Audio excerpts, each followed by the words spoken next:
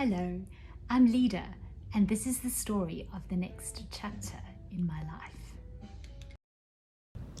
In July of this year, 2021, I made a big decision.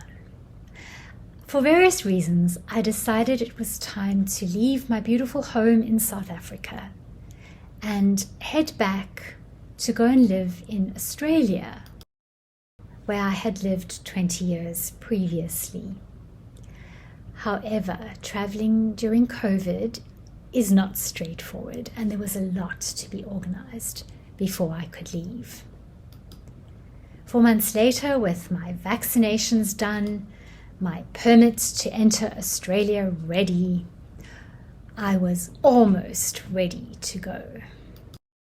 What remained was to reduce my worldly possessions to fit into a single suitcase, because I wasn't quite sure, and still am not, exactly where I'm going to end up and need to be mobile. I wasn't quite successful at that. There's a bit more than a single suitcase, including a roll of canvases, which I was not ready to leave at home. So I set off with more baggage than I had planned on my first flight from Port Elizabeth to Johannesburg. Sitting, having my last cup of coffee in Joburg Airport, I was filled with mixed feelings.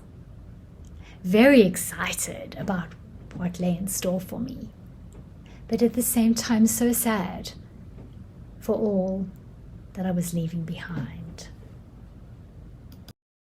My international flight was long.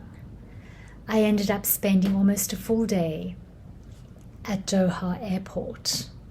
According to my phone, I walked 20 kilometers during that day. I now know Doha Airport very well. It was with great relief that I landed in Brisbane. Although my original flight destination was Perth, COVID restrictions meant I was redirected to Brisbane. And after 5 days of traveling, I had to head straight into 14 days of quarantine. I was lucky to be put up in one of the best hotels in Brisbane. So quarantine, although I was not allowed out of my room once in that whole time, was not nearly as bad as it might have been.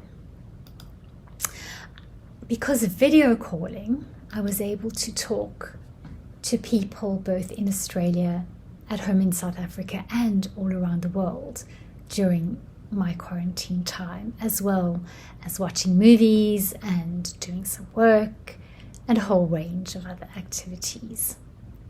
I'm now nearing the end of my quarantine time, and I'm very excited for the next leg of my journey, where I head off to Perth to spend some time with my brother and his family.